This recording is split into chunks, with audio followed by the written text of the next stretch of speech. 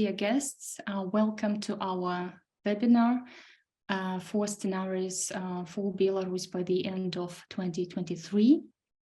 We had actually over 150 registrations for this webinar, so thank you so much for this interest. And this is once again for me a sign of the fact that Belarus and the future of Belarus is politically seen as still important in Europe. We have representatives from the European Union that registered, and also German Foreign Ministry, and representatives of the political structures of other countries, think tanks, experts, Belarusian democratic forces, and also media. So welcome once again. Dear guests, the dependence of the Belarusian regime on Russia has significantly increased after the post-electoral protest 2020, but also especially after the start of the Russian full-scale war against Ukraine last year. And both Belarusian democratic forces and international experts point to the increased danger for the Belarusian sovereignty, even in the near future. Also, the developments of Belarus or around Belarus will play a crucial role for security situation and stability in Eastern Europe and in Europe as a whole. And even though it seems like Belarus almost disappeared from the political agenda in Europe, but also internationally, after February last year, since there is a need for both for Belarusian actors and international actors, both for expert circles and politicians, to develop probable short-term narratives for Belarus. This is exactly what our experts have been doing till now. So between February and April this year, we gathered 15 excellent experts from 8 different countries. Experts who are focusing on Belarus, Eastern Europe, international relations, security, and so on. And they worked out 4 possible scenarios for Belarus by the end of this year. Our research question for this paper, for this scenario paper, is as follows. What will the Belarusian sovereignty look like by the end of 2023? Now I will share a scenario compass with you so that we have also a visual part of this introduction. In such a way you will understand better how the drivers are connected to each other. So we have, or experts decided to have 2 key drivers that are crucial for the Belarusian sovereignty and at the same time might be extremely unpredictable. That's why we have here both extreme pluses and extreme minuses. So the first key driver is the Russian pressure on Belarus. You can see it, it's a vertical line here. And it has 2 extremes. One is a plus, which means for our scenario paper that Russia actually decides de facto to annex Belarus. And with a minus, with a low pressure coming from Russia, we mean that Russia cannot exert any pressure on Belarus. It wants to, but it is not capable of. Those are 2 extremes on the vertical side, on the Russian pressure. And the second driver is resilience of Belarus. You see it here in a horizontal line. High level of resilience of Belarus would basically mean the reaction of Belarusian authorities, how they react on the Russian pressure. They decide to start a kind of a national dialogue with the Belarusian society. This would be the high resilience of Belarus for this paper. And the low level of resilience would mean that Belarusian authorities, elites, actually prone to cooperate more with the Russian elites as with the Belarusian society. That's how the interplay of these 2 drivers brings us to 4 different scenarios that we will be discussing today. Now shortly about the purpose of this paper. This paper is actually have been not made to predict the most probable scenarios of the future, but instead of reproducing the past trends, as it often happens in the expert circle, so to say, our experts focused on key events that might lead to a qualitative change of the current situation. Why do we need it? So that we are ready for most unexpected threats and that we can initiate corresponding political thinking and action. And frankly speaking, when I think about our last, or actually the first policy paper, scenario paper, it was published in November 2021. None of the experts could have thought of such black swans or unpredictable events as Russian bombs falling on Kiev already in February 2022, which means to me that in the current situation, there is almost nothing that is unimaginable anymore. That was also important during our work with the experts. Dear guests, this policy paper was produced within the international project European Network for Belarus. We do it in cooperation with the Konrad Adenauer Foundation Office of Belarus. The project is coordinated in Germany by organization Austausch and is implemented with six partner organizations operating in Belarus, Lithuania, Poland, and Germany. And it is financed by the German Foreign Ministry and the German Marshall Fund of the United States. My name is Olga Grindova. I will be moderating this discussion today. And before we come to it, just some technical issues for you to know. This discussion is being recorded and will be published afterwards. We also have journalists registered, so that would mean that the voices could be recorded by journalists to be used afterwards for the media material.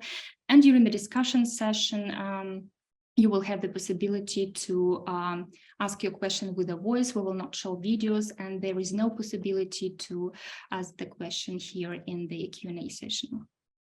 Our plan is as follows. First, we'll hear the introduction. Well, the 4 scenarios will be introduced, 5 minutes for each scenario. You see all of them here. Then we will make a short summary of the main insights that experts, so to say, took out of the scenarios while working on them. After that, we'll come to the policy recommendations based on scenarios, policy recommendations for different aim groups, for different policy actors. And finally, we will have time for discussion with the public. So, dear guests, we will start the presentation of scenarios now. Once again, here is the scenario compass, and we will ask each expert to make a short introduction of own scenario, starting with the timeline, which would mean how did we get there, what events did we need to come to extreme plus or extreme minus by the end of the year, did we need any black swans? Black swans are extremely unpredictable events that become a game changer in our scenario paper. Then shortly introduce the war factor. With the war factor, we mean the developments of the war in Ukraine, whether it has some influence on the Belarusian, the state of Belarusian sovereignty, and all of 4 scenarios do have a war factor in our work. And finally, very shortly introduce the areas of applications, maybe in 2 or 3 sentences, which would mean what does each scenario mean for Belarus relations with the EU, with Russia, with Ukraine, but also what does it mean for Belarusian democratic forces, civil society, and the regime of Belarus. Okay, we'll start with the scenario Russian protectorate. It is here, and you can see that in this scenario, the level of Russian pressure is very high, and at the same time, the level of the Belarusian resilience is very low, which is, so to say, in this very paper, the most sad scenario according to our drivers. It is also the only one scenario that doesn't have any black swans, which could mean that this scenario just means, the prolongation of the status quo today. If the developments will go further the way they do today, we can find ourselves soon in a scenario that is called Russian protectorate. I would ask Tatiana Chulitskaya to represent this scenario. Tatiana, thank you that you agreed to do it for the group you worked with. Tatiana is working at the Vilnius University and Manchester Metropolitan University, correspondently in Lithuania and the United Kingdom. Dear Tatiana, please tell us more about this scenario, and you will have 5 minutes for it. Thank you. Thank you, Olga. I'm honored and privileged to be a part of this group and a part of this discussion today. I'll start with some brief explanation why we call this scenario itself as a protectorate. As we know from international relations, protectorate means the relationships, unequal relationships between two states, one of which exercises some decisive control over the other. So our idea was that indeed, without any black swans, the developments of the current Belarusian situation might be as to become, or Belarus become a part of Russia or a part of its protectorate. What are the main developments within this scenario? So we expect that war in Ukraine, it's a kind of developing not in favor of Russia. And in order to compensate it, Russia develops a proposal from which Belarusian authorities cannot refuse, and to develop even deeper integration than it has with Belarus now. So after these new plans are introduced at the beginning in secret, and then not in secret, we see that Belarusian society is not in favor of these developments. However, it's not enforced to somehow to struggle with it. It's trying. I mean, there are some actions, some dissatisfaction. There might be some demonstrations, but in general, because of repression and because of really like strict interference of Belarusian Siloviki, society is unfortunately suppressed by the government. So we expect that in July, Russia developed a treaty on advanced integration within the union state of Russia and Belarus. And the treaty will introduce some common defense space. It also creates an additional grounds for Russian military bases in Belarus. Also, there will be provision of control over different security-related issues, but also over security-related ministries. So important part of this scenario is that Russia is developing this institutional control on some of the important Belarusian spheres, in particular on foreign affairs, but also in the sphere of economy. I'll say several words later about it.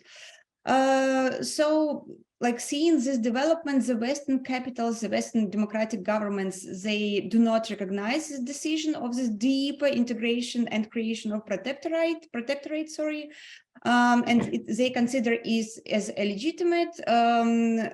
However, the Western countries have limited tools how to act against it, and what they do, they announce a new round of sanctions against Belarus, and also they synchronize, so they put in parallel sanctions policy against Russia and Belarus.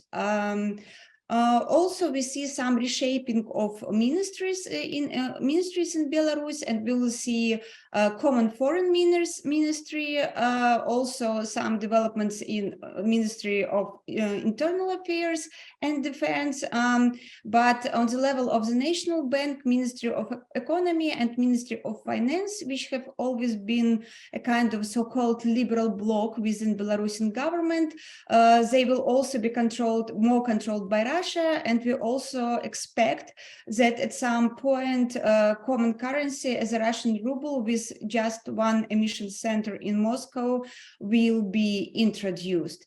When it comes to Ukraine, it's very interesting here that we expect that within this scenario, official Kyiv might cut off all diplomatic relations and channels of communication with the Belarusian government and Lukashenko in particular. So there might be new developments. And when it comes to democratic forces, they will be more cooperating with the West, with Ukraine. They will have some sympathies from Belarusian society and Belarusian civil society. However, unfortunately, this scenario means like less resilience of Belarusian society society and also less resilience of Belarusian democratic forces. So in spite of the Western support, it won't have like a lot of leverages and linkages with Belarusian society. We're still on the ground. And the very last sentence from my side, within this scenario, we also expect further migration wave from Belarus. So these very unfavorable developments for society will mean that civil society organization and organized civil society might be further destroyed, and people who can afford themselves economically to leave the country will leave the country. I will stop here and I will be happy to answer your questions later on. Thank you. Thank you, Tatiana, perfectly within 5 minutes. Thank you for presenting this quite sad scenario, and as some experts believe also kind of most realistic one, unfortunately, within our scenario paper. But let's move further. We still have 3 more scenarios. Now we are here. Now we are here at the scenario sovereignty by default. All the other scenarios had a bit more needed a bit more fantasy from experts to come to extreme pluses and minuses. We have black swans there, at least one black swan in this scenario. And what do we see here? We combine the low level of Russian pressure. How is it even possible that in the current situation, Russia is somehow not capable of exerting pressure on Belarus, and at the same time the low level of resilience coming from the Belarusian elites who are not cooperating with the Belarusian society. Dear Adam, we would like to ask you, as a representative of your scenario group, how did you make it possible to see both minuses by the end of the year? So we have Adam Reichert with us, who is an expert from Poland, and exactly from the Jan Nowak Jeżorański College of Eastern Europe, or known as KEF in Poland. Adam Reichert is also our project partner within this project. So dear Adam, the floor is yours. You also have 5 minutes. Thank you very much, Olga, and hello everybody. Indeed, this was a very difficult scenario to develop because it's a unique situation where we have both low pressure coming from Russia, but at the same time like a low resilience of the elite to do anything that would go into a different path. So it was really, I think, difficult. We got a bit creative. I'll briefly go through our scenario for you to understand how it looks and what we decided that could bring the Belarus to this scenario for the rest of this year. So basically, by the end of 2023, we see that in this scenario, while there's this low pressure and low resilience, Belarus does come out with more sovereignty than it had in the beginning of the year. This is basically not related to any sort of inspiration or positive developments, but rather it's largely tied to what we see as the result of military success in Ukraine, which is related to the previous scenario, which had a similar external development, but also the fact that Moscow tries to meddle into the Belarusian affairs and fails. And I will get to that in a moment because that is our black swan. So basically, to start, I mean, the war factor kicks off our timeline in this scenario. We have the summer offensive. We see the Ukrainian summer offensive in the war becomes quite successful, more successful than some have actually expected. And this leads the Russian army to really start with having forced withdraw, even disintegrating in some aspects, and the Kremlin and Putin have to find some other way to show that something positive is happening in Russian external affairs. So they decide to put pressure on Belarus and force Belarus to join the war, but Lukashenko resists. And this is kind of in a sense, a slap in the face to the Kremlin. So the decision then in Russia is to conspire against Minsk, to conspire against Lukashenko in particular, and this ends up in what we have foreseen as a failed coup d'etat. So this is our black swan event. Basically, because of Russian frustration over Lukashenko's refusal to enter the war, there is a secret order from the Kremlin, from Putin himself, to have a coup d'état in Minsk. It's carried out by an obscure, previously unknown group, and which allows Russia to have plausible deniability in case something does go wrong. And in this case, it did go wrong. There is a certain intelligence that's intercepted within the elite of the Lukashenko's elite, and the Kremlin underestimates or overestimates its ability to have such influence. So that is this minus that we see. So basically, in this scenario, then Lukashenko becomes more paranoid, both towards the West, but also now towards Moscow. He reinstates the non-nuclear status of Belarus, promises his people that Russian forces will be removed from the territory of Belarus by the end of the year, which has not happened yet. And it also leads to a slight opening in Belarusian and Ukrainian relations, which I will talk about in a moment. So if we look at the political situation, it's rather unstable as a result of these developments. There is an unwritten level of power sharing between the elite on the one hand, who are very paranoid, and then the security services on the other, who are still mostly pro-Russian, despite the failed coup. The society is being repressed. There is no change in attitudes towards society. There is a slight improvement of legitimacy towards Lukashenko because he managed to keep the country out of the war. If we look at the democratic forces in exile, they remain outside the country. They have rather, unfortunately, still little influence of what's happening inside. Also because of this somewhat renewed legitimacy that Lukashenko has gotten for his maneuvers. But in terms of relations between Belarus and Russia, they are very much under stress.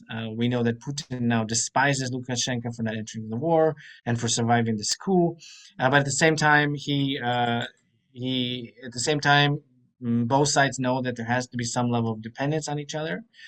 And finally, I think what's important here, we see that because Lukashenko kept Belarus outside the war, this is seen in Kyiv as a sort of new opening, and President Zelensky tries to see it as a possibility to draw Belarus outside the Russian sphere of influence, probably overestimating this at the same time. But there are some early discussions that start taking place at the end of the year regarding demilitarization of the border between the two countries, demining. Of course, no concrete actions have been taken, but some possible steps in that direction.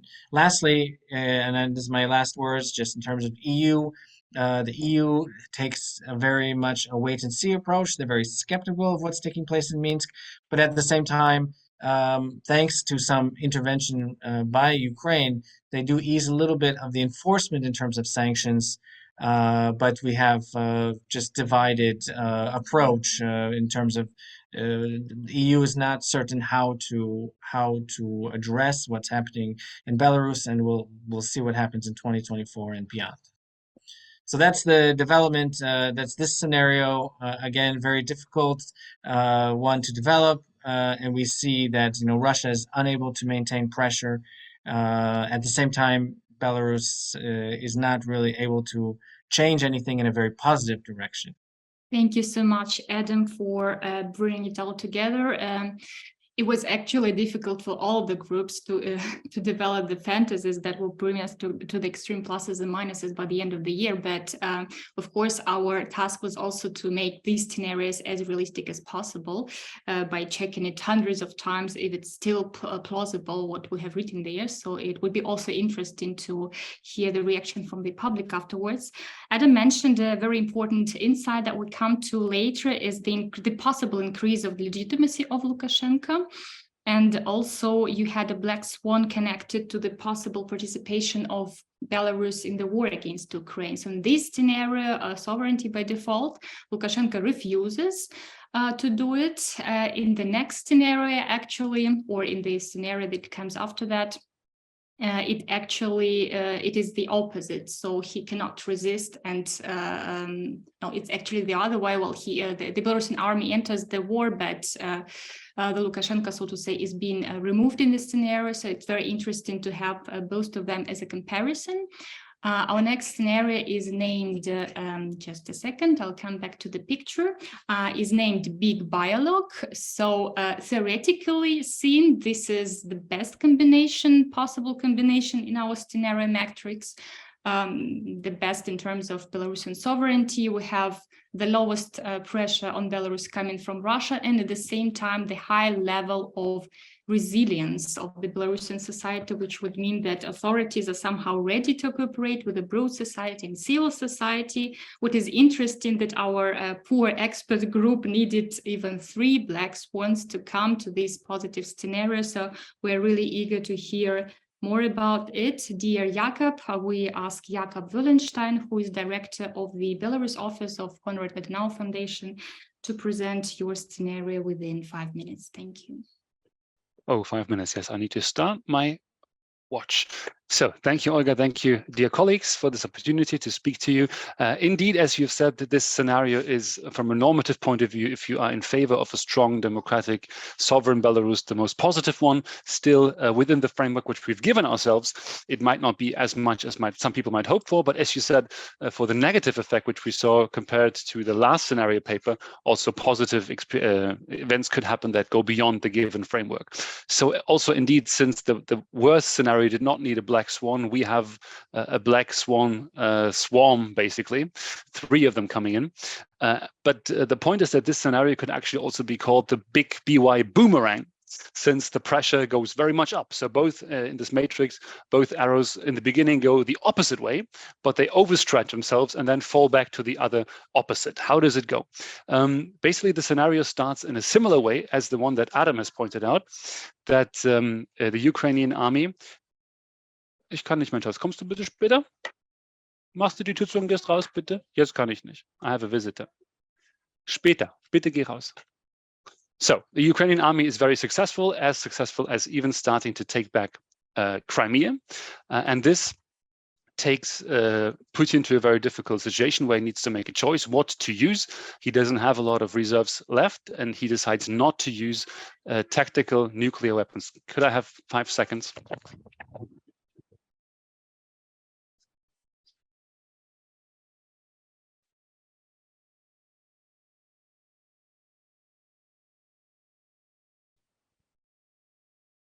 Working from home is a miracle. So where were we? That's exactly. Putin does not use nuclear weapons, but decides to pressure on Lukashenko. And then he travels to Russia and comes back being sick. Maybe you have heard about this.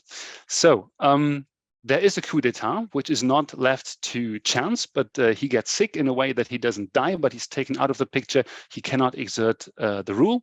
So the power is taken over by the Prime Minister, Halochenko, and the Security Council member, Mr. Valfovich, and they decide to bring the Belarusian army to the battlefield, which do not change the tide of war, rather than just being destroyed in the battlefield.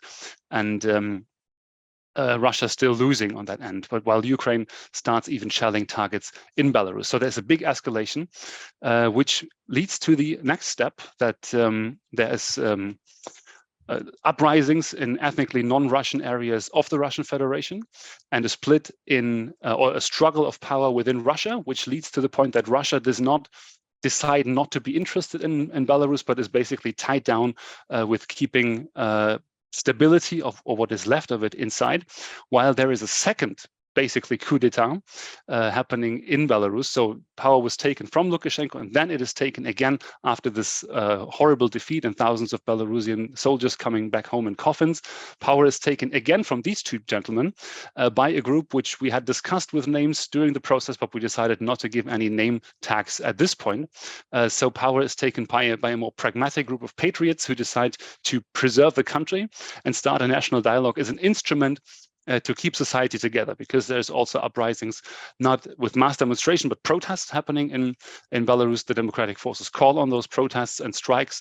And so a new pragmatic group of people that still is a continuation of the regime takes things in their own hands and start this dialogue, which is still a limited dialogue. So not a full-fledged national dialogue, but with a selected group of stakeholders in the country, which is also a reason why the Russians choose not to interfere, because they think it's a controlled process, which is something they can allow to happen.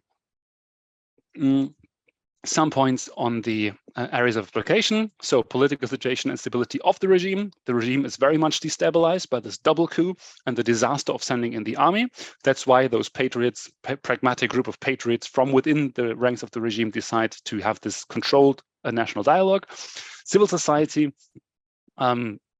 is very much against the entry of the army and partly mobilizes, not as big as in 2020 because structures are destroyed, but parts of the exiled civil society return, and some of them even participate in the process, but mostly focus of this national dialogue, but mostly focus on rehabilitation of political prisoners and reform proposals.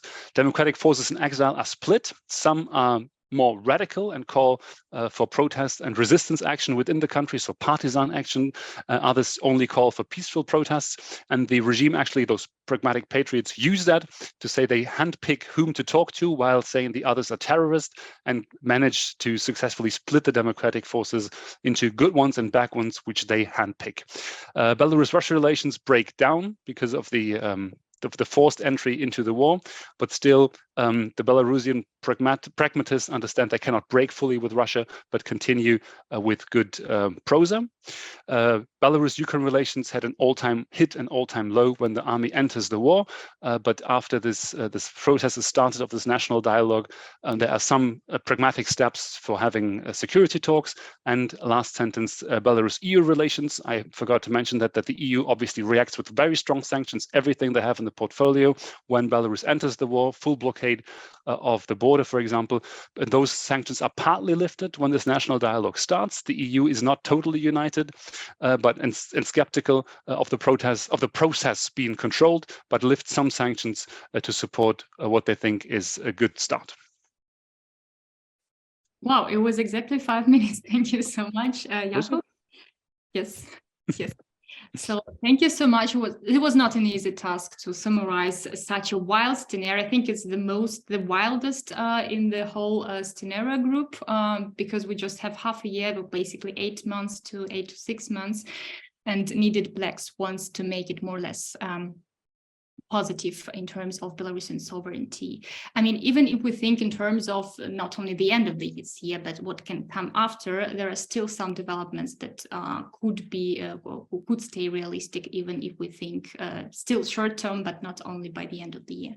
So this was, so to say, a frame for us to think by the end of the year, but at the same time, when you read the scenarios, you could get the feeling that some events could still be realistic after that. Okay, last but not least, we still have one scenario left, which is named Union Against Russia. This is the scenario with 2 pluses, where we have extremely high pressure coming from Russia by the end of the year, but at the same time, also like in the version of Big Dialogue, some attempt of the Belarusian authorities to cooperate with the society. So they choose, so to say, not to cooperate with Russian elites, but to cooperate with the Belarusian society. And I think it was methodologically the most difficult scenario in our group, because I remember that we had to rewrite it 2 or 3 times in order to come to those 2 big pluses by the end of the year. So you might be really interested what brought us there. I would like to ask Artem Schreibman, who is the director of Sense Analytics from Belarus and also part of the scenario group, to introduce this scenario. And dear Artem, you also have 5 minutes for that, please. Thank you very much, Olga. Yes, in our scenario, there were maximum Russian pressure, but also surprising level of societal and domestic resilience in Belarus. So what triggered this scenario? First of all, Russia, because of its failures on the Ukrainian front, decided to escalate the pressure, or not the pressure, but the preparation towards a forced transition of power in Belarus, with a view to replace Lukashenko by a puppet leader, by a puppet president by 2025, where there will be an electoral campaign in Belarus. And Russia decides to do this by establishing the network of loyalists, but basically sleeping agents among the local bureaucracy, among the various levels of elites, including the economic nomenclatura. And the first black swan arrives there. This plan is uncovered by the Belarusian law enforcement security officers who remain loyal to Lukashenko, not to Russia in this scenario. And they bring to him this report detailing this plan to basically get rid of him. Of course, this makes Lukashenko furious, and he decides to make a geopolitical U-turn without publicly revealing this conspiracy, without publicly explaining what caused this U-turn. He has made up his mind. But then the second black swan arrives, and it helps him to justify what is about to happen in the eyes of the public. In July, when the promised tactical nuclear weapon storage facility in Belarus has been built, has been constructed, due to the carelessness of the Russian personnel, there is an explosion of a gas tanker truck, not of the nuclear weapon, for God's sake, but this still causes casualties and technical damage to the constructed storage facility. Lukashenko used this accident to point to the threats coming from the further engagement in the Russian military effort. He denounces closer cooperation with Russia and its military, and also puts on hold the deployment of Russian nuclear weapons in Belarus. This all happens in July. In August, he privately, behind the curtain, he appeals to the West for financial support and asks to lift sanctions because he anticipates that his possible U-turn will cause a lot of frustration in Moscow. The West, of course, demands him to release political prisoners and starts a national dialogue and stop supporting the Russian army, including the training exercises and training of Russian mobilized troops. In September, Lukashenko decides to actually give in, at least partly. He releases many political prisoners, including the Nobel Prize winner Ales Bialiatski. He does not release the leaders of the opposition yet, not to destabilize the regime. But he also agrees to put on hold any kind of training for Russian troops. So as a result, some Western sanctions are indeed lifted in November in order to facilitate this opening in Belarus. And with the agreement of the parts of the Belarusian Democratic Forces, a round table between them and the regime with the mediation of the European Union is scheduled for the beginning of 2024. Naturally, Russia by that time realizes that something is going on which requires its counter-reaction, and it starts trade wars against Belarus, that spends its loans and threatens to significantly cut off gas and oil supplies to Belarus in the next year. That's where our timeline of very turbulent year ends. Now, brief couple of words on the areas of application. How does this scenario manifest itself in various areas of life? Belarusian regime is being cleansed of potential pro-Russian agents. They are being quietly persecuted and removed. And the loyal part of the regime, including the security in this scenario, prepares to become part of the state-controlled national dialogue in the next year. Civil society is due to the halt of repression in the country, civil society is able to somewhat restore their operations and communication channels with target groups within the country.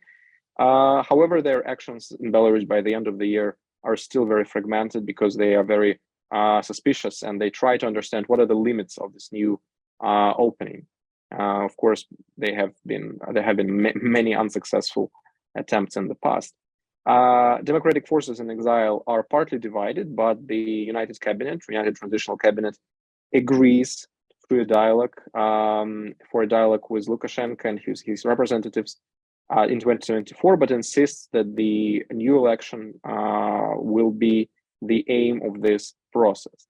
They also ask EU and support the EU in gradually lifting sanctions in exchange for these first concessions by Lukashenko, just to support this process and to motivate him to continue. In Belarusian-Russian relations, of course, Moscow is very much afraid to lose an ally. However, it does not react militarily immediately. It is busy in Ukraine.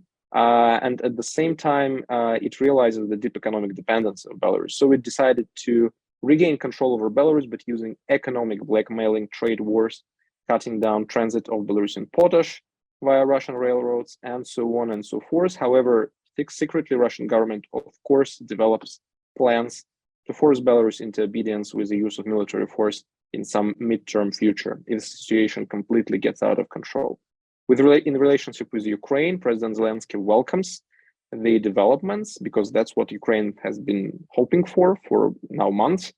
And he agrees to even resume some trade with Belarus that was on hold because of the war, especially after Lukashenko announces that he will stop training Russian mobilized in his country. In relationship between the Belarus and the EU, finally, there is some opening, some thaw, because some EU sanctions are lifted in anticipation of Russian economic blockade. This includes sanctions against Belarus, sanctions against cargo carriers, potash, timber, but also exports of metals, and several Belarusian banks are de-SWIFTed. And these sanctions are suspended in November because everybody expects that in January, the full wave of Russian economic pressure will start. Economic plan for Belarus for a future is being viewed as of now as a distinct possibility only after the national dialogue and new elections are complete. That's where we are. This scenario also is probably not the likeliest one at this stage, and we understand that several black swans were needed for it to materialize. But I hope you notice that in this scenario, all events triggered one another. So it was in a way, maximum resiliency inside the country was the reaction to the maximum pressure exerted by Russia. I'll stop here and thank you. Thank you so much, Artem, also for making this correlation visible at the end, since it's also a good bridge, so to say, to our next part of discussion, which is the summary of the so-called insights, which means the some interesting ideas, correlations, chances and risks for the Belarusian sovereignty that were distilled out from the scenarios that experts methodologically gathered together and divided them into groups, so to say. And I'll just take some of them, which seem to me to be most important or most interesting. And actually this part in our scenario paper, this part which is called Insights, Chances and Risks, this is actually something that also will stay relevant after we see that maybe most of the scenarios or none of them will become reality, because those correlations and interdependencies will most probably stay. So it's very important now to understand what we're dealing with in terms of correlations within the political system in Belarus, but also so to say, in foreign policy, in relations with other states and democratic forces and so on. So we'll start with one main insight, which means, and we already mentioned it, that prolongation of the status quo, which means that there are no black swans, just as in the first scenario where Belarus becomes Russian protectorate, can lead us to an increase in dependence from Russia and thus to the loss of the significant elements of Belarusian sovereignty. Then we have quite a number of insights concerning the regime of Belarus, the Belarusian regime. The first one is a very short one. Lukashenko's regime in Belarus is not stable, at least according to our scenarios. And this is something that maybe politicians take for granted, but as our scenario showed, some certain developments can make it unstable very fast. The next one, concerning reaction of Lukashenko regime to Russia's pressure, is really not predictable. And you see that this pressure has very different consequences in different scenarios. So it might lead both to de facto annexation of Belarus, but at the same time, as in the last scenario, to a national or to an attempt of a national dialogue in Belarus with between authorities and society. Concerning Russian influence in Belarus, it might not necessarily be visible to all, and here we come to the last scenario as well presented by Artyom. So there might be already some underground pro-Russian network operating in the regions, and it could be also a very powerful tool and not visible tool of influence, Russian tool of influence in Belarus. Also, the regional elites, it's also from this scenario, might be interested in cooperation with Russia in hope of decentralization via the integration process between Belarus and Russia. The legitimacy of Lukashenko as Belarus may increase. I think it was already mentioned by one of the experts. If he is, for example, still, if he proceeds with keeping Belarus out of the war or survives a Russian organized coup, and the last one here in the regime, and overstrained Russia, weakened by the Western sanctions and maybe also militarily weakened in Ukraine, could become unattractive even to the representatives of the Belarusian elites and to large parts of Belarusian society. So connection to Russia is also not something that is self-understandable and not changeable. Then we come to some insights on the Belarusian democratic forces. The first one is that the readiness of the Lukashenko regime, according to our scenarios, could kind of split the democratic forces into at least two groups, maybe even more, but we could have a moderate group which would be ready to talk to him, and a more radical group, so to say, which would deny any contacts with the Lukashenko system, with the Lukashenko regime. And at the same time, the national dialogue in Belarus would not necessarily be an inclusive one, and we see it also on the example of two scenarios where only moderate representatives of democratic forces are invited, or dialogue turns out to be an imitation. Finally, some insights on the war. Of course, it was a very important factor in our scenarios, as I already guessed. Actually, all experts of all scenario groups needed positive military developments for Ukraine, not for Russia, to come both to a plus and to a minus at the end. What does it mean? It means that military defeat of Russia in Ukraine does not guarantee a positive scenario for the Belarusian sovereignty, because Russia might want to annex Belarus as a sort of compensation for losing Ukraine, right? But at the same time, such a defeat might ease off its pressure on Belarus, because Russia might become not able to exert pressure on Belarus, might lack resources, might be too much under military pressure. And at the same time, this would mean that also for the Belarusian elites, such an overstretched Russia would become less attractive. Weakened Russia would become less attractive. And also Belarus entering the war against Ukraine can cause very different consequences. As you've heard of our scenarios, it could come to a fragmentation of Belarusian elites, like to a real fragmentation. It could even change the regime, and it could start any kind of a national dialogue as well. The last one on the EU will most probably not be able to speak with one voice if Lukashenko suddenly opens up to the West. The experts were not sure how the EU would react. The EU might be divided and reluctant to get involved. So much to our insights. You will find many more of them in the paper. Please have a look. I'm not sure if I already mentioned it. The paper is already published on our website, netforbelarus.org, and we will send the link to all the participants after the discussion is ended. So now we'll come to the last part of our discussion before we open the floor to the questions from public. We wanted also, so to say, not only to have this fantasy exercise, but also to make it more specific for decision makers. So we made some policy recommendations to different policy actors.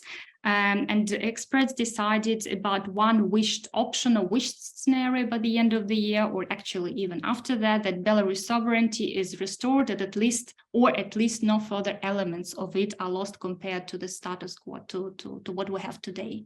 So this is our wished option or scenario, and experts decided that we needed to reach at least 3 goals to come to this wished option. The first goal is that there is no further integration with Russia, and Belarusian government makes independent decisions, political decisions. The second one is Belarus is diversified, has a diversified access to economic, financial, and diplomatic resources. And the third one is there is a basic consensus between the government and the people in Belarus, including parts of civil society, about the political course of the country. So these are our main goals to reach, to contribute to the preservation of Belarusian sovereignty, and our experts elaborated some policy recommendations. We'll start with the recommendations to the European Union and Western actors, and I would like to ask Jakob to do that.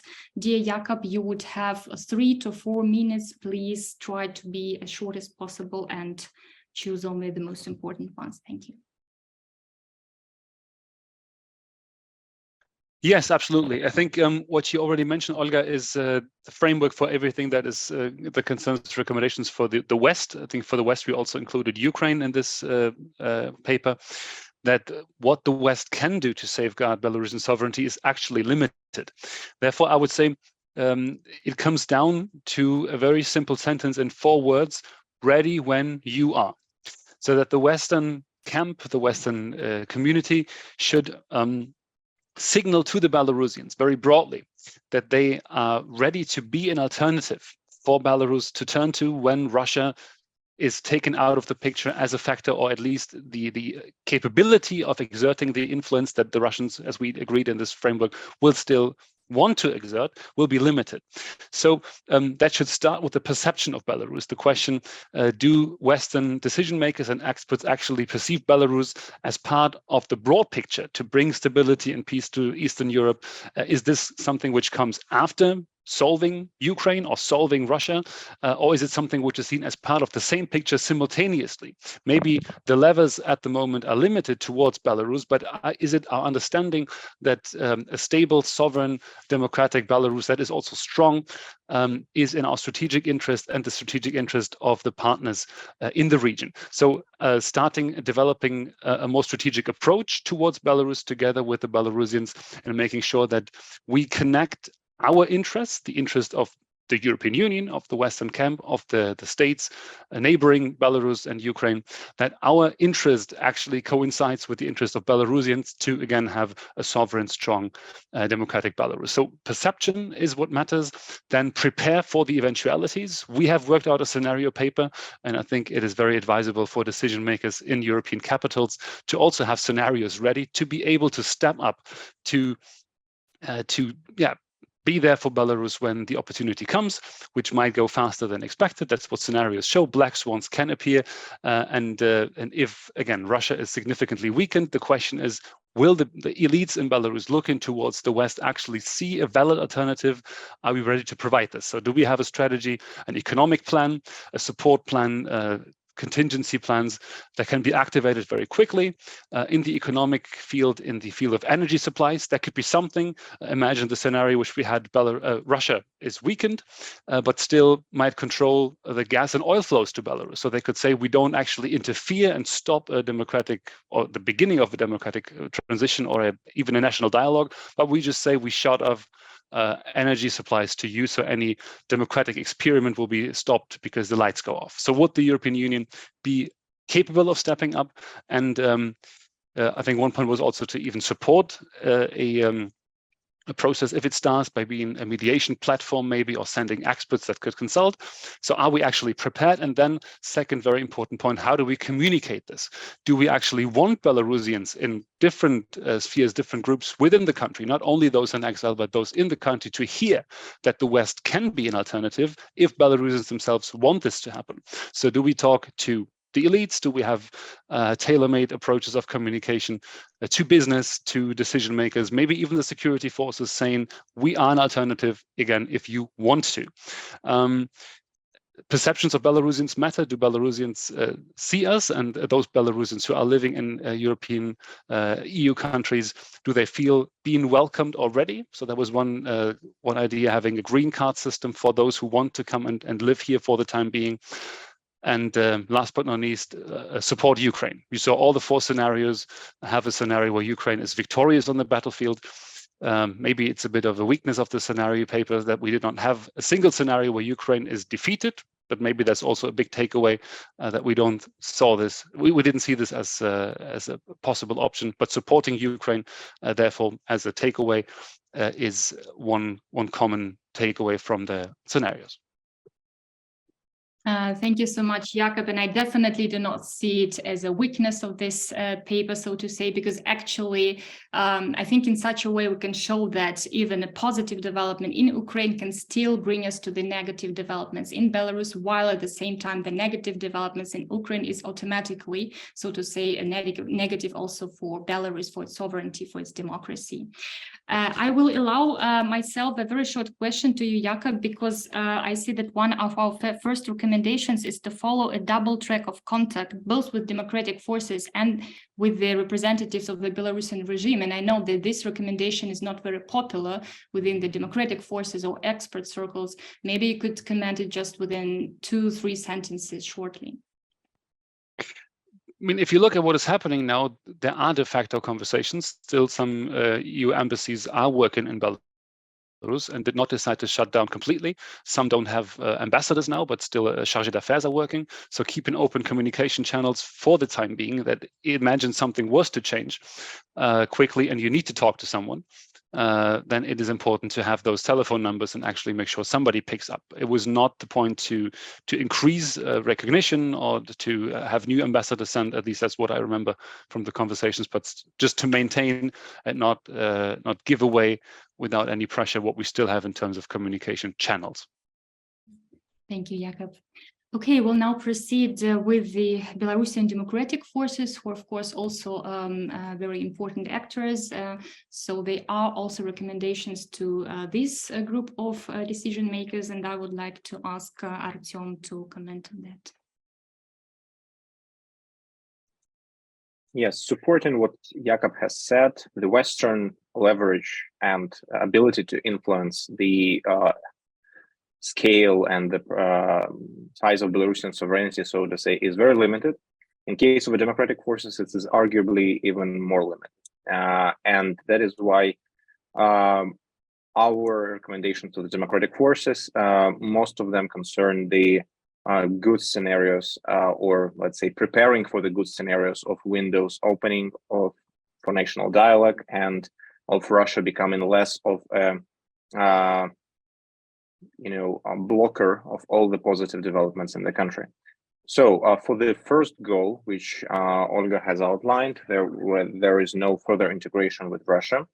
I think what democratic forces can do is to remind everybody in Europe, in the West, in the world, that Belarus is still a sovereign country, which is, of course, an authoritarian regime deeply connected to Russia. However, the positive perception of the country whose sovereignty needs to be protected as a value to everybody needs to be promoted. Belarusian democratic forces and civil society should also continue projects on strengthening the Belarusian identity within the country. And it also, I mean, to achieve this grand goal of not allowing further erosion of Belarusian sovereignty, the democratic forces can work together with the EU, with the expert community, on the proposals for the new EU-Belarusian partnership when the time allows, when the conditions allows, so that when it actually happens, there is a prepared blueprint of how we move forward quickly and restore what needs to be restored in Belarusian Western relationship.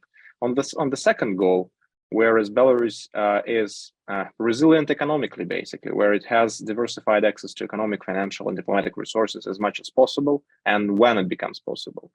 What we thought of is the possible development of the Green Pass system for the Belarusian businesses, for unsanctioned Belarusian businesses, and Belarusian democratic forces can play a role here. They can vet Belarusian businesses or consult the EU structures on who deserves this Green Pass to work in the EU without various obstacles and bureaucratic barriers which they currently face.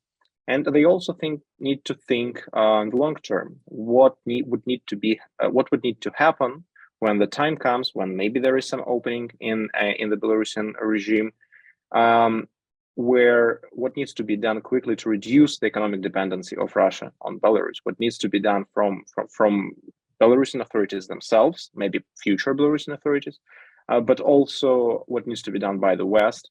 How this dependence can be reduced, because this is a matter of the country's sovereignty and its resilience. And thirdly, to foster the basic consensus between the at least parts of government and the people on the issue of sovereignty. I think that, and we think that it is very important to prime the issue of sovereignty in the agenda of the democratic forces. So not just focusing on the quick change of the Belarusian regime, which is increasingly unlikely, but also prime sovereignty as an issue, which might lay some groundwork for at least some communication, maybe future communication, or at least understanding with parts of the Belarusian ruling elite for whom sovereignty is still a value, maybe during the transition period. And this might actually be a uniting point in future Belarus, where both some segments of the current regime and obviously all segments of the democratic forces are caring deeply about the country's sovereignty. So there need to be communication strategies for Belarusians inside the country who are not on the same page with the democratic forces on all the other issues, who are not pro-democratic, who are maybe somewhat pro-Russian, but communication strategies should be developed also vis-a-vis them to send the signal that there is one common value that unites us. We all would like to be in the sovereign country, and this needs to be our future common denominator, if you will. I'll stop here. Thank you. Thank you so much, Artyom. Just wanted to mention it was really a big challenge, of course, to find a compromise for these policy recommendations, as we had 15 experts from different countries, also from different views on the situation in Belarus and what has been done. And really, my huge thanks goes to all of the experts. That I think we really have a good result here, and we managed to somehow unite different ideas under the focus of preserving the Belarusian sovereignty.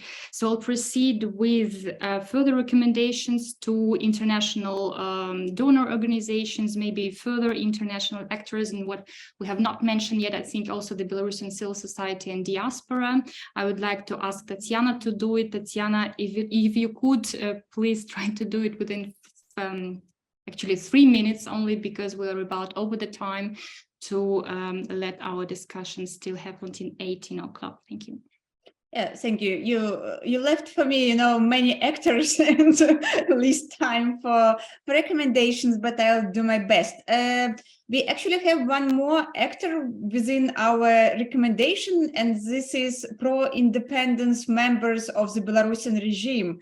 And we have one recommendation for them, and it's actually about sabotage. So we recommend whenever and wherever it's possible to sabotage or to subvert Russia's efforts to put Belarus under Kremlin control. I think it's an important recommendation and it should be mentioned. We also have some recommendations towards Ukraine and Ukrainian government.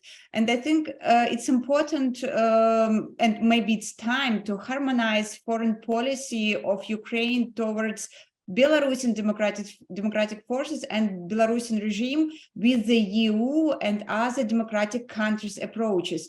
So basically, it would be very good to cooperate with Belarusian democratic forces as representatives of pro-democratic Belarusians, but also to follow this, general narratives and general lines which exist in EU and other Western democratic countries' policies towards Belarus. We also have, I think, very interesting and important recommendations for Belarusian independent media, but also expert and academic community, not only Belarusians, but also for international. And we think that research on this integration process of the threats on sovereignty, on cooperation between government and civil society, if it is still possible, all these topics, and of course, resilience of society, all these topics should be developed. There must be more policy papers, and there must be more webinars like we are having right now. And when it comes to recommendations to international donors, we think that it's essential to support, of course, civil society and media, mass media, as they do now. But at the same time, it's also important to support all these researchers which we are mentioning now, and to support those expert communities and expert groups who do this research and who present them to the public. The last but not the least, we also think this part of us that it's essential to support democratic forces themselves, because from our point of view, now there is a kind of a disbalance or misbalance between the support which is provided to civil society, media, and Belarusian democratic community, and Belarusian democratic forces. And at the same time, we should understand, and we know the cases that those people who are affiliated with Belarusian democratic forces, they are really in high security risks.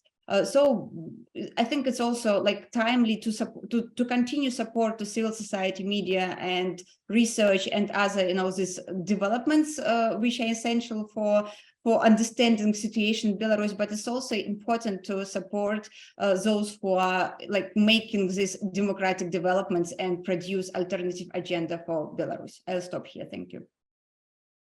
Thank you so much. It was also perfectly within 3 minutes. So last but not least, dear Adam, you already heard all recommendations. We have some more of them. So I'll just leave it to you to decide what has not been mentioned yet, what you consider to be important.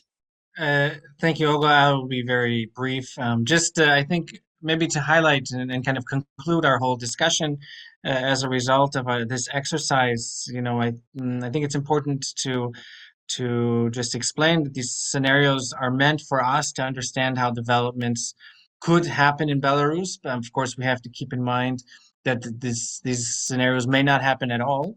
But also that, as the black swans show, that anything is truly possible. Even just in the last few years, so many unpredictable events in our region and in the world just show how difficult it is for us to understand what could happen. Even the likely hospitalization of Lukashenko that we've heard recently, just shows that we have to be prepared for anything and expect the unexpected. So that's really a bit of the logic that's behind the scenarios and the black swans in the scenarios. And I think that when we talk about the recommendations and the exercise that we've gone through to develop these scenarios, the recommendations are much more broader than just the scenarios themselves. So we have to keep in mind that these recommendations are really for the policymakers, to help us promote in some way, as much of a sovereign Belarus as possible, because we should understand at least that the scenario where Russia, in essence, annexes Belarus, this would be significantly bad for Europe. It certainly would escalate the already unprecedented security situation that we have, but also would have an enormous impact on the social situation in the country, as we've been talking about over the last hour or so. So I think these goals and recommendations that we presented here, as we've already discussed, are sometimes difficult or even controversial. But we do have to believe that we do believe as experts that we can provide some roadmaps for policymakers to have this impact, to promote Belarusian sovereignty and hopefully maybe get it on the road towards becoming a much more democratic state. And I think that's what the experts here also want to point out is that, and I think was already mentioned just in this last discussion, that we cannot forget about Belarus. It is not just cannot be just put together in this basket as the same as Russia. It would be unwise for us to write off Belarus. Certainly, it's under pressure and it's under a lot of Kremlin influence. But I think paying attention and creating a cohesive policy is important overall for the region. So finally, I think, and lastly, what's extremely important to emphasize here, and what we've learned throughout this process of building the scenarios, we as groups, we did not consult together. So each of these scenarios were developed separately. But what's really important, what came out here, is that the war in Ukraine, Russia's war in Ukraine, will certainly have a huge impact on the situation in Belarus. So we cannot separate those, the future of Belarus and the situation with the war. We cannot separate that at all. We don't know how it's going to develop, but at least these scenarios give us an opportunity to try to imagine some possible paths that we should be prepared for. Thank you so much, Adam, for this really good closing remark. And now I would like to open the discussion. We will have about 15 to 20 minutes for questions from the audience.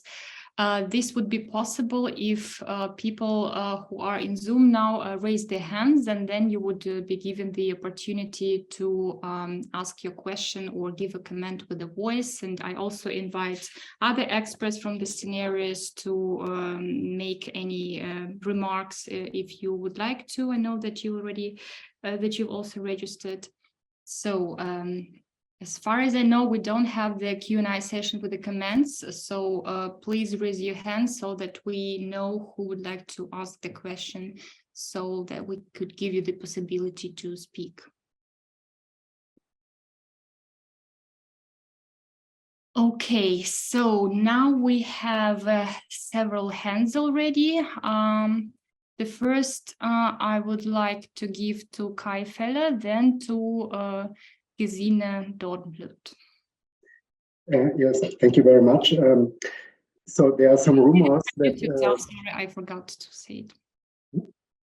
Could you please introduce yourself also before asking the question? My name is Kai Feller. I'm a pastor for ecumenical relations in northern Germany.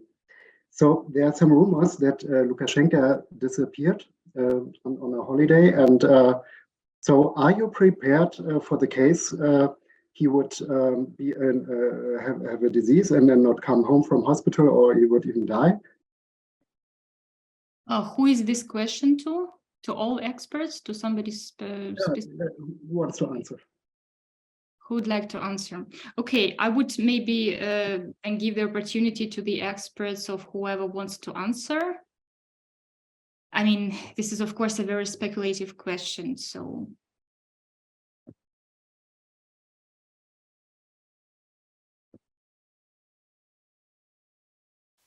I can try to maybe separate this question in two. I mean, are we personally ready as a somewhat civil society research community? Well, I'm not sure that anybody can properly prepare to this because no one knows what will follow.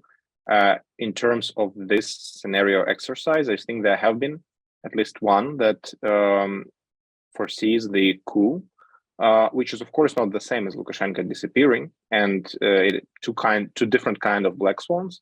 But the power vacuum that would exist after, and the need for everybody to recalibrate their strategies to Belarus, I think would be roughly the same. So this is being, a scenario that is close to this was sort of discussed, I think, by Jakob it was presented.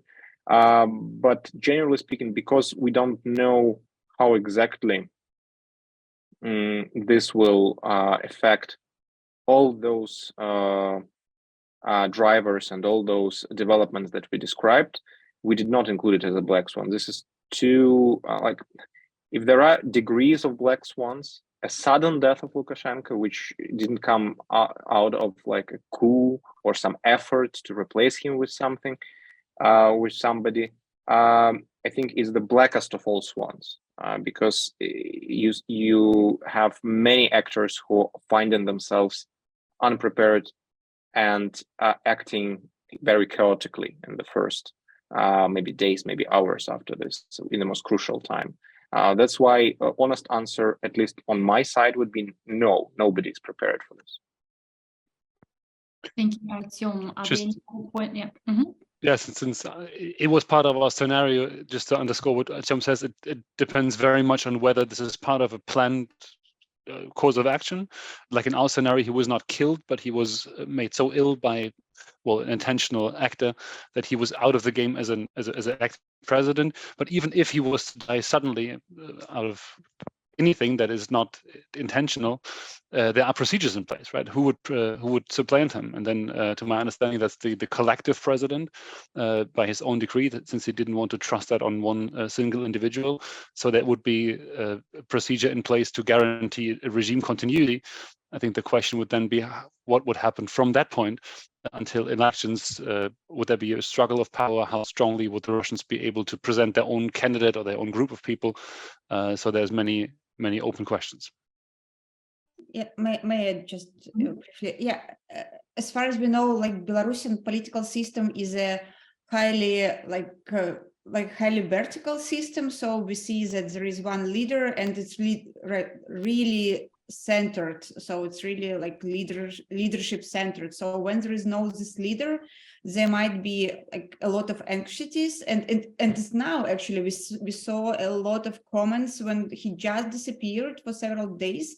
And there was definitely a kind of, like worries among the environment of Lukashenko and those who are with him.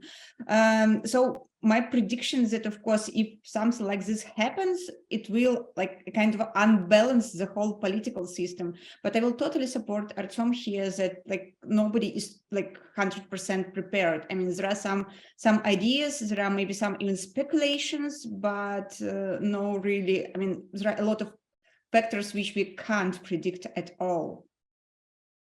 Mm-hmm. Thank you so much, Tatiana. Then I will give the word to Gesine Dornblut.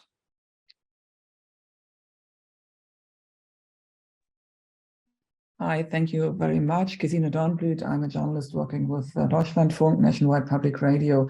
Actually, I had the same question or a similar question like Kai Feller. And I will now concentrate on the question, the hospitalization or alleged hospitalization of Lukashenko. And I recently, just half or 1 hour again, I saw that a photo was published with his picture. So maybe he appeared again in publicly. But my question would be, if he really is hospitalized, what chances does that open for the democratic opposition and democratic parts of Belarusian society? Thank you, Gesine. Who would like to give the first comment?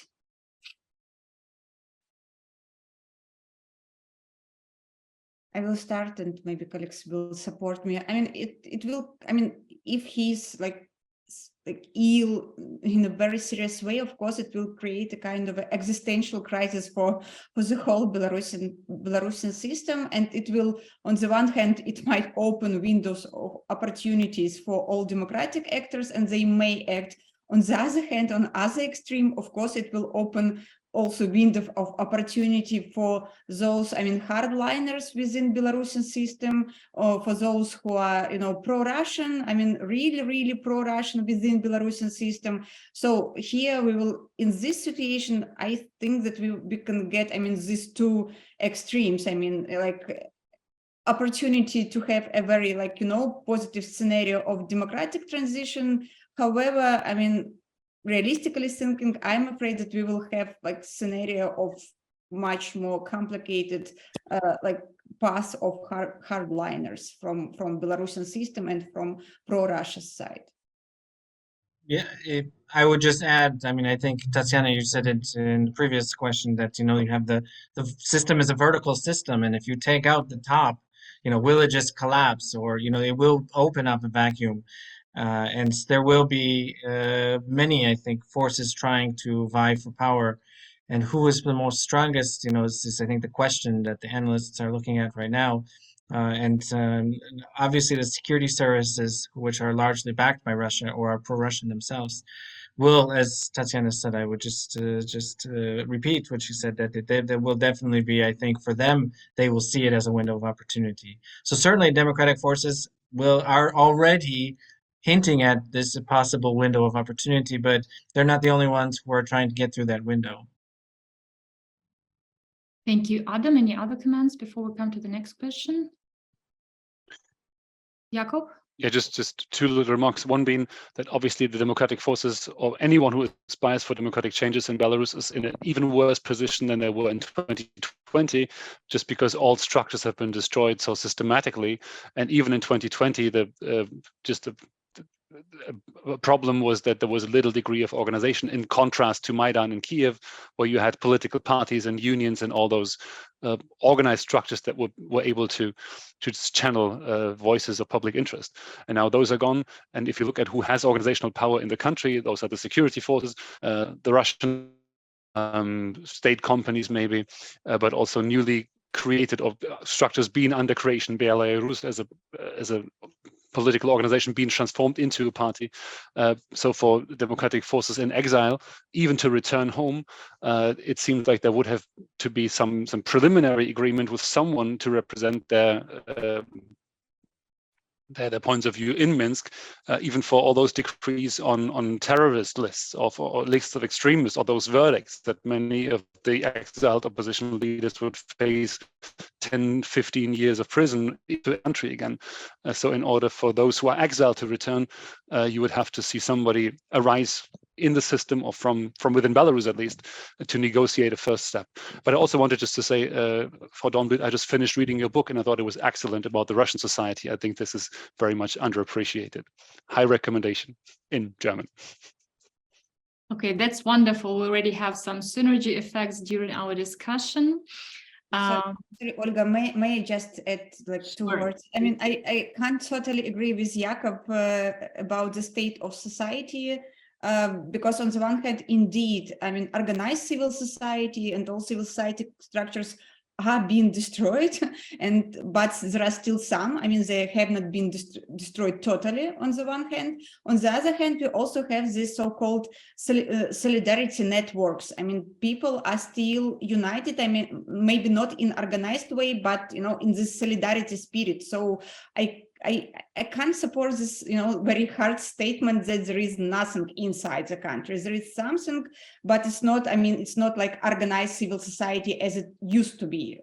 However, we also saw from 2020 that like organized civil society were not the main drivers of the protest. I mean, it's just, I mean, not to be too, too categoric or to be too straight when we are making such statements about the state of society inside the country.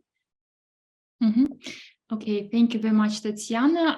I've just received information that we now do have the opportunity to ask the question also in the Q&A session. If you are somehow, if you don't have the opportunity to switch on your voice, please leave your questions or comments also here. We will read them. We still have one more hand, if I'm not mistaken, from Michael from Rekultur.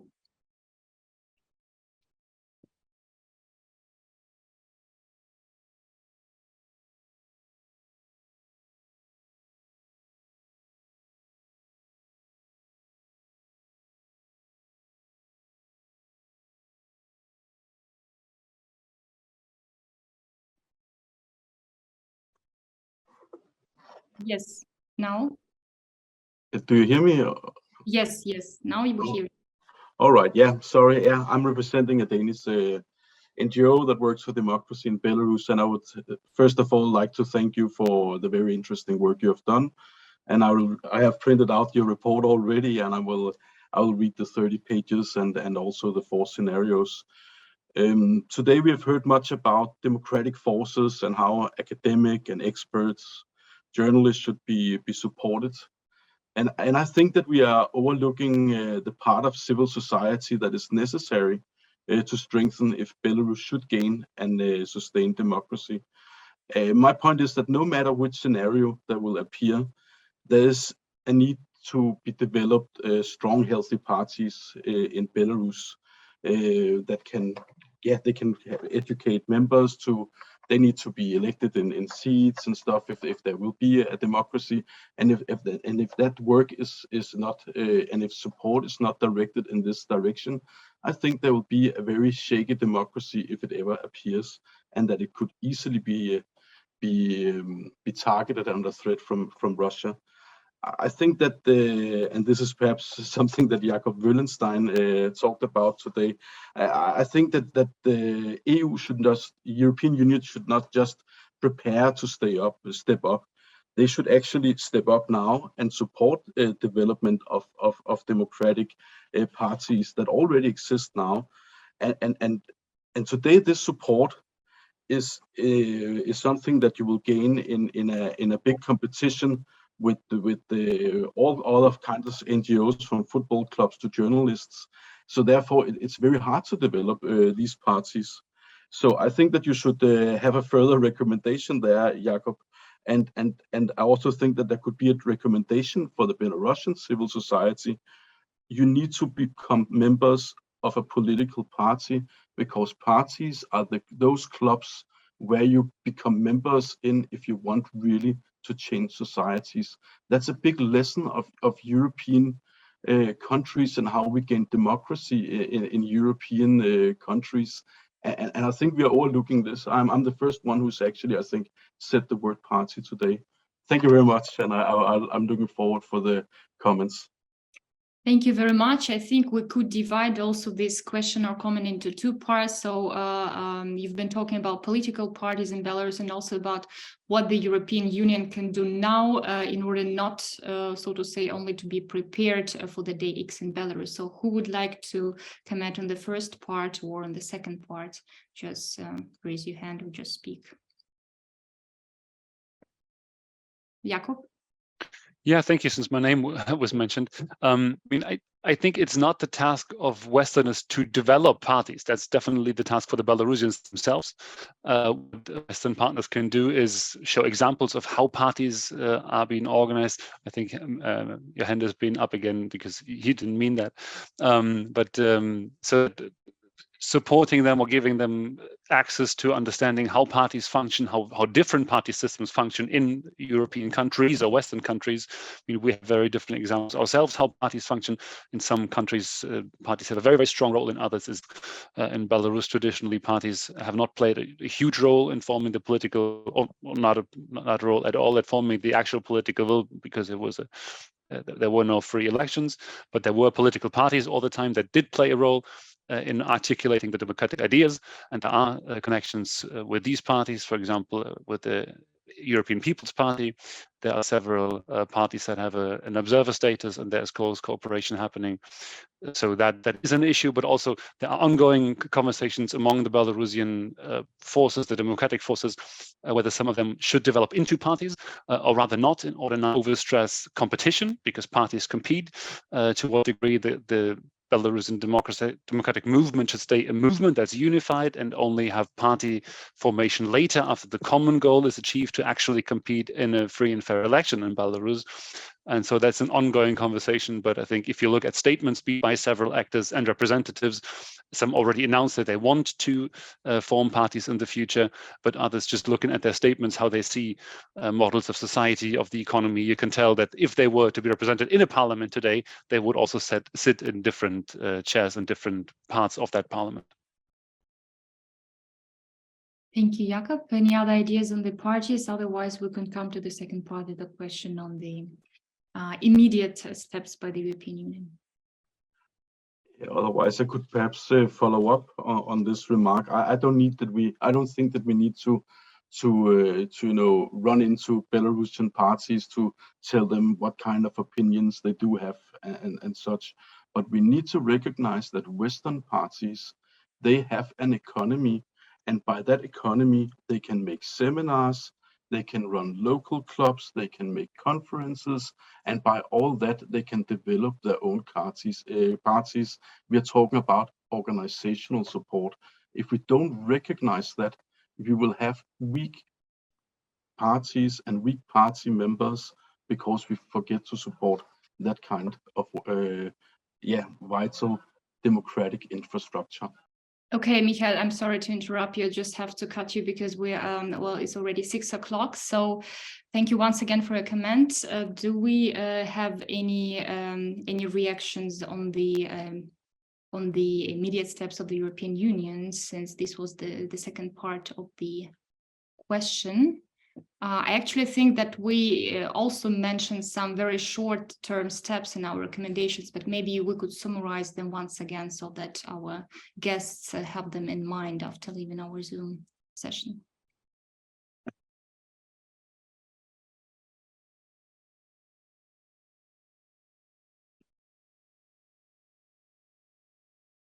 Maybe Artyom, as it was part of your your recommendation part as European. Not really. I was given a presented recommendations for democratic forces. I have the feeling that we only recommend something to be prepared for.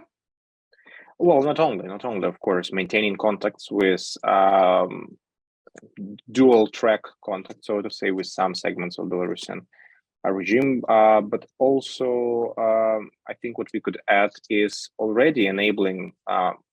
There is this very popular slogan in the years and decades of European policy vis-a-vis Belarus that we treat regime and the society separately. Well, I think there might be some measures taken in this direction. We recommend some of them in our paper. For example, this green pass for Belarusian businesses that are not sanctioned and have been vetted by democratic forces or joined maybe civil society / European groups, control groups, steps that would show to Belarusians that they are not being lumped together with their regime, because this is currently the most common grievance I hear from pro-democratic Belarusians who feel simply abandoned by the West, who say that basically you just think that we are like the regime, and I mean, why bother? I mean, if you just shut down the borders, don't issue enough visas, complicate the ways in which we can operate our businesses that felt under repressions inside the country, then I mean, it takes a lot of principled ideological motivation to keep being pro-European in Belarus these days. For many, the past 2 or 3 years was a disappointment. So maybe some steps towards this separation, differentiation rather, between regime and the society and the fair, businesses and just ordinary people would be a good first step. Thank you, Artyom. I think I will take the last question here in the Q&A sessions, as it's already 5 minutes past 6. In the first scenario, do Belarusian forces directly engage in the war in Ukraine? If yes, how do people of Belarus react? Is there any resistance?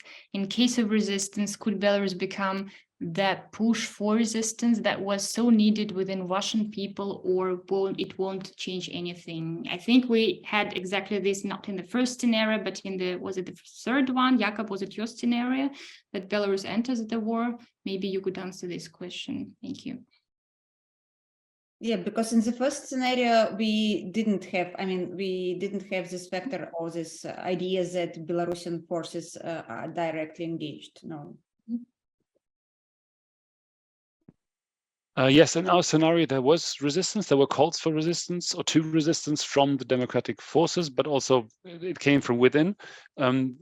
It was not street protests on the same scale as we saw in 2020, but what our scenario foresaw were rather strikes at factories, not so much reacting to the very fact that the troops entered Ukraine, but coffins, so people dying, Belarusian soldiers dying, and then the war coming home. That was rather seen as the trigger.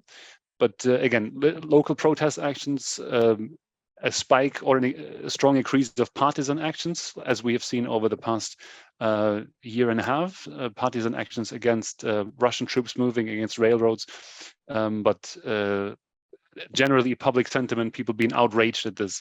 Yes, that was the reaction.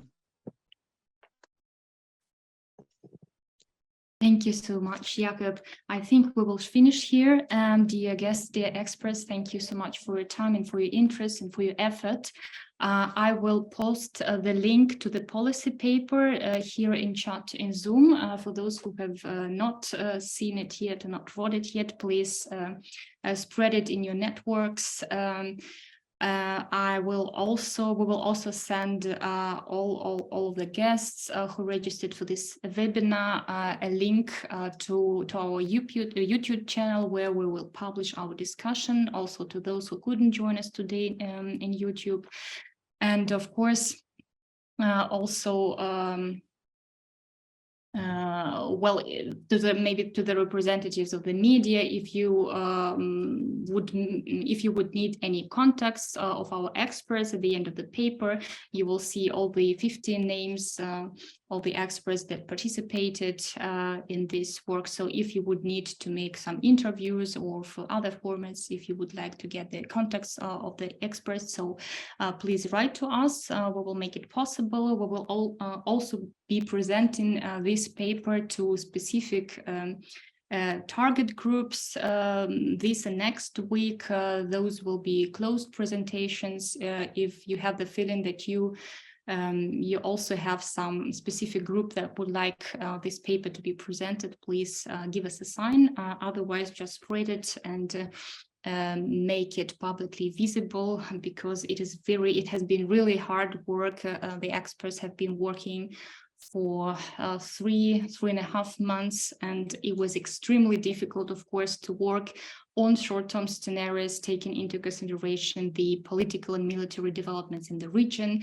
We had to change some developments. For example, the day that we knew that the tactical nuclear weapons were to be placed in Belarus. It happened actually after we already wrote the scenarios. It was really a challenging intellectual task. Once again, our huge thanks goes to all the experts, and thank you to all once again for visiting us today, and have a good evening. Goodbye. Thank you, Olga. Bye. Thank you. Bye-bye. Thank you. Goodbye.